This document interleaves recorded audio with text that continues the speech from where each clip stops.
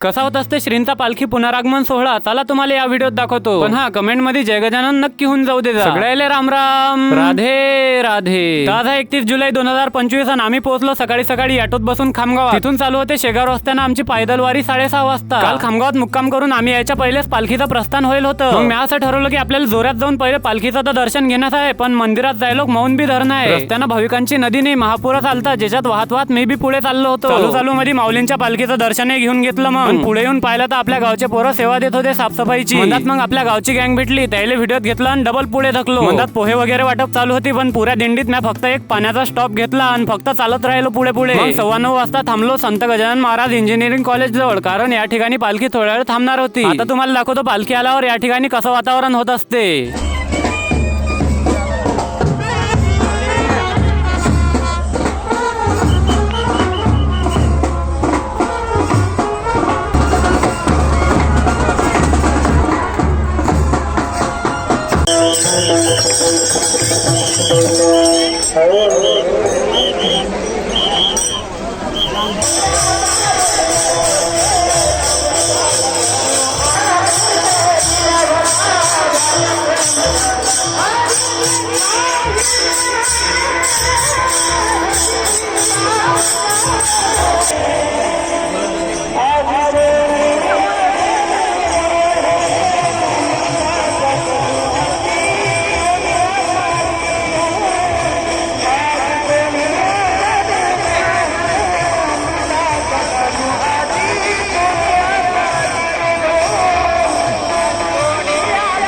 इथं श्रींच्या पालखीचं डबल एकदा जवळून दर्शन झालं. एवढी हजारो लोकांची गर्दी असताना बी या ठिकाणी शिस्तभंग होत नाही. आता हेच पहा, मी जेव्हा सागरदाले भेटून संत गजानन महाराज अन्नवाटिकेवर गेलो, इतकी मोठी गर्दी असूनही त्या ठिकाणी एकदम चांगल्या प्रकारे महाप्रसादाचं वाटप होत होतं. मग महाप्रसाद घेऊन मी आलो माऊलींच्या समाधी मंदिरात. कळसाचं दर्शन घेऊन मंदिराची प्रदक्षिणा केली आणि थोड्या वेळ मंदिरात बसल्यावर पुऱ्या 7 घंट्याच्या बाद मी काहीतरी बोललो. आजचा दिवस एकदम सार्थक झाल्यासारखं वाटत होतं. मग मंदिरातून घरी जायसाठी मी आलो बस स्टँडवर आणि या ठिकाणी एवढी बेकार गर्दी होईल होती की काय सांगा. तिथंच आपल्या गावचे पोरही भेटले. मग कसा तरी एसटीत चढलो आणि उभा राहूनच खामगावात 1 घंटा लागला पोहोचायला, कारण की रस्त्याने एवढ्या वाहनाची गर्दी होईल होती की काय सांगा. या व्हिडिओत एवढाच, आणि व्हिडिओ आवडला असेल तर लाईक शेअर कमेंट नक्की करू शकता.